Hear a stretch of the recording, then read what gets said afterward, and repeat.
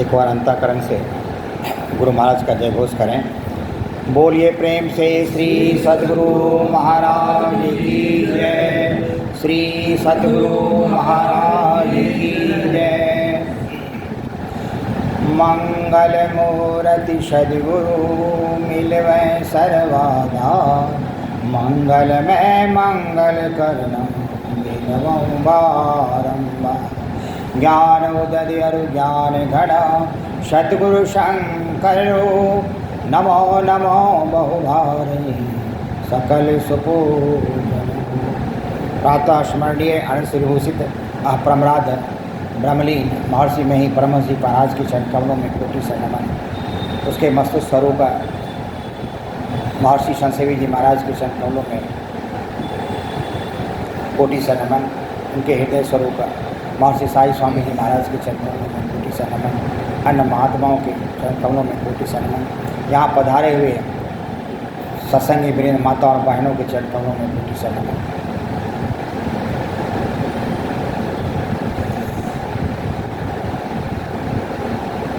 मैं कुछ शब्द आप लोगों के सामने व्यक्त करने जा रहा हूँ, और कोई गलती हो तो क्षमा करेंगे, क्योंकि जो भी हम सुनते हैं पढ़ते हैं उसको ही बोलने का प्रयास करते हैं। अभी सत्संग योग में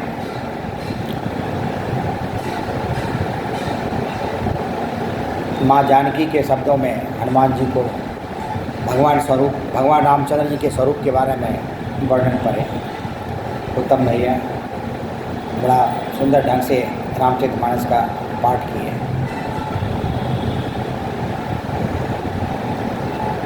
और इन सबका श्रेय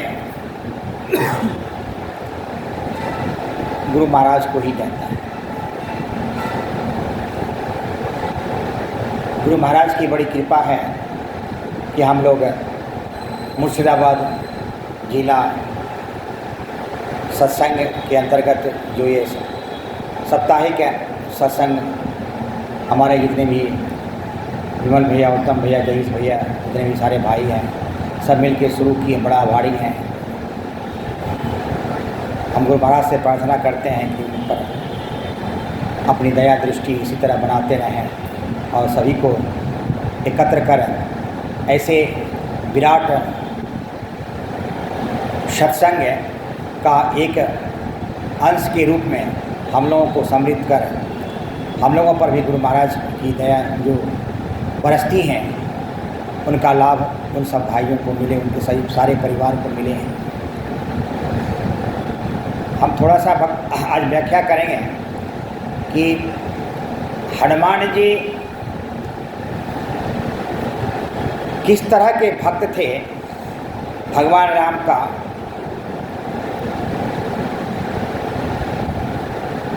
जब वह लंका में गए और वह मेघनाथ के द्वारा पकड़ा गया और ब्रह्म फांस लगाकर यानी बंदी बनाकर ब्रह्म फांस में बंदी बनाकर जब हनुमान जी को रावण के सामने प्रस्तुत किया गया तो रावण बोले कि इसको क्या दंड दिया जाए। तो सारे वहाँ के जो जितने भी उनके मंत्री परिषद से सारे कोई थे, कोई बोले क्या कि इसको मृत्यु दंड दिया जाए, कोई कुछ भी दंड दिया जाए। अनेक अनेक दंड के रूप में सारे अपने मंतव्य को व्यक्त किए रावण के सामने। तो विभीषण महाराज जी उसको बोले कि क्या इसको दंड दीजिएगा। इसके पूँछ में जो हनुमान जी के पूँछ में आग लगा दिया जाए कपड़े बांध करके, और पूँछ रहेगा नहीं, और जब वो अपने स्वामी के पास पहुँचेगा तो सब पता चल जाएगा इनको कि सही बात क्या है और उनकी शक्ति क्या है। वही हुआ।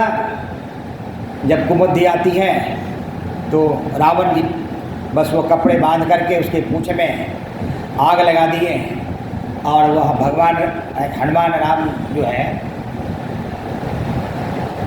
और आग लगाने से पहले वह पूछते हैं कि आप किसके दूत हैं। तो आप बताओ जो है तुम किसके दूत हो। तो वह बताए थे, हनुमान जी बताए थे भगवान राम के बारे में, जाके बल बिरंची हर ईसा, जाके बल बिरंची हर ईसा,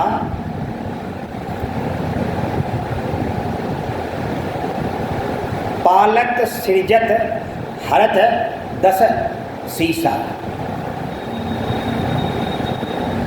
यहाँ जो बिरंची है वह उसका जो मतलब है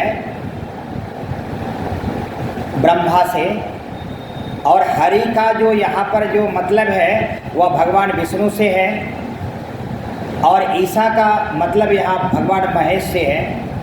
जो कहा कि हम उसके दूत हैं जिसके बल से ब्रह्मा विष्णु और महेश इस सृष्टि का सृजन, पालन और संहार करते हैं। हे रावण, मैं उसी का दूत हूँ। यहाँ पर हनुमान जी का एक भगवान रामचंद्र के भक्त के बारे में, एक भक्त का किस तरह से एक हृदय होता है और अपने स्वामी का किस तरह से बखान किए, वह हनुमान के चरित्र से वर्णन होता है, भक्ति से वर्णन होता है। और इसी पर वह विभीषण जी महाराज के कहने पर रावण उसके हनुमान जी के पूंछ में कपड़ा लपेटे और आग लगा दिए, और कुछ आग लगाने के कुछ शीघ्र में ही लंका पूरा तरह से वह उनको भस्म कर दिए। और फिर हनुमान जी भगवान रामचंद्र जी के पास पहुंचते हैं। तो यह भक्ति जो है दर्शाता है कि भक्त को कैसा होना चाहिए। तो हम लोगों को भी भगवान स्वरूप गुरु महाराज के प्रति उसी तरह की भक्ति, उसी तरह की श्रद्धा रखनी चाहिए। हमेशा उसी तरह की श्रद्धा रखकर उनकी सेवा और उनके जो वचन हैं, उनके जो बताए हुए रास्ते हैं, उस पर चलना चाहिए। हमको लगता है एक मैं व्याख्यान भी करना चाहूँगा, एक सच्ची घटना है। हम तो देखे नहीं हैं लेकिन पढ़े हैं। हमारे मैनेजर साहब को पता होगा या आप लोगों को पता होगा कि धारा आश्रम में गुरु महाराज जब थे तो रात के 12 बजे कुछ चोर आ गए। तो चोर आए तो वह केला का गाछ था, तो गाछ काट मतलब केला काट ले गया। संजोग से एक संत जो है वह उठे, उसकी नींद टूटी और वह जो है उसी तरफ गए। तो देखा कि वहाँ खड़बड़ हड़बड़ हो रहा है केला के गाछ के पास। तो वहाँ से वो क्या किए, वो दौड़े उसको, और इतना बलिष्ठ थे वो संत कि चोर को पकड़ लिया। अब वो गुरु महाराज को स्वप्न दे कि तुम देखो जाओ।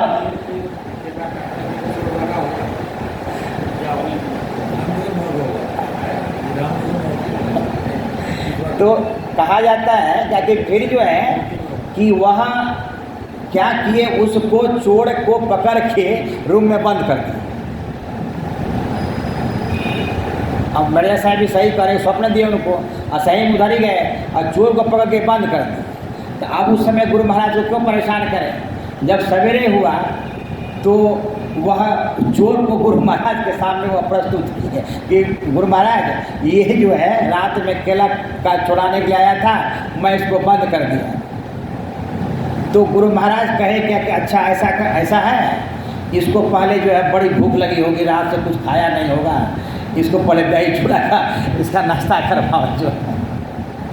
तो उसको गुरु महाराज उसको आदेश दिए और बोले कि कैसे गुरु महाराज चोरी करने आया और गुरु महाराज उसको दही चूड़ा का नाश्ता करवा रहे। तो दही चूड़ा का नाश्ता करवाए और दही चूड़ा नाश्ता करवाने के बाद उसको जो है कहा कि ठीक है, तुम केला का जो चुराना चाह रहा था ना उसको लेके तुम चले जाओ। अब वो जो गया केला उठाने के लिए, तो केला खाने उसे उठ ही नहीं रहा था। तो फिर बोला कि केला का खाने उठ नहीं रहा है, तो फिर वह गुरु महाराज कुछ बोले तो केला खाने उठा करके वो चला ही गया। और उसके बाद उसके मन में हुआ कि गुरु महाराज इतने, जब वो चला गया, क्यों गुरु महाराज कहे तुम लेके केला चला जाना है, रुकना नहीं, मतलब तुमको रखना नहीं है। तो चला गया तो उसके मन में हुआ कि हे गुरुदेव, हम भूखे थे, हम चोरी करने गए थे, हमको उल्टे नाश्ता भी करा दिए, उसका केला भी लेके चले आए, ये तो बड़ा अपराध किए। मतलब जाते गुरु महाराज से क्षमा मांगे, आज से हमेशा कर्म कुकर्म नहीं करेंगे, हमको ध्यान भजन दे दीजिए, हम आपका जो है हम बुरा स्मरण करेंगे। और वहाँ आकर के गुरु महाराज से ध्यान भजन लिए और वह ध्यान भजन शुरू कर दिए।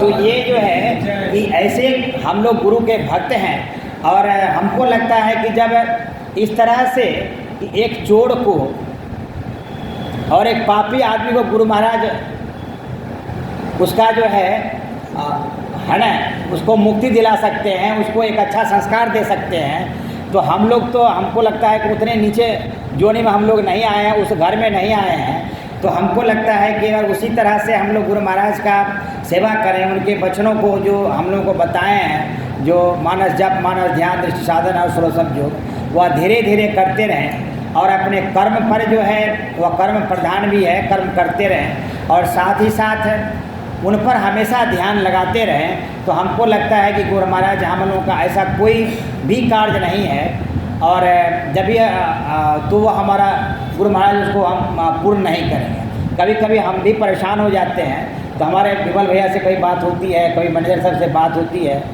और तो ये लोग कहते हैं कि दो तोड़े आप क्या परेशान हो रहे हैं, गुरु महाराज आप हम लोग के साथ है ना, क्यों चिंता करते हैं। बात सही में बात जब वो बात होती है तो किस तरह से वह काम और वह जो बाधक होती है, वह बाधा जो है किस तरह से टल जाता है और सारा काम संपन्न हो जाता है, पता ही नहीं चल पाता है। तो हमको लगता है कि हम ही लोगों में कुछ, हम लोगों में ही कमी है कि जितना हम लोगों को करना चाहिए और गुरु महाराज का उतनी सेवा नहीं कर सकते, नहीं कर पाते हैं। तो हम गुरु महाराज से प्रार्थना करते कि हे गुरु महाराज, हम लोगों पर इतनी दया बरसाएँ कि जो हम हमेशा आपके चरणों में हम लोग समर्पित रहें, और यहाँ पर जितने भी सत्संगी वृंद आए हुए हैं सब पर कृपा दृष्टि बनाए रखें, और हम लोगों को ध्यान भजन में और चहुमुखी विकास ताकि होता रहे। इसी शब्दों के साथ मैं अपने वाणी को विराम देता हूँ। एक बार बोलिए प्रेम से, श्री सद्गुरु महाराज की जय, श्री सद्गुरु महाराज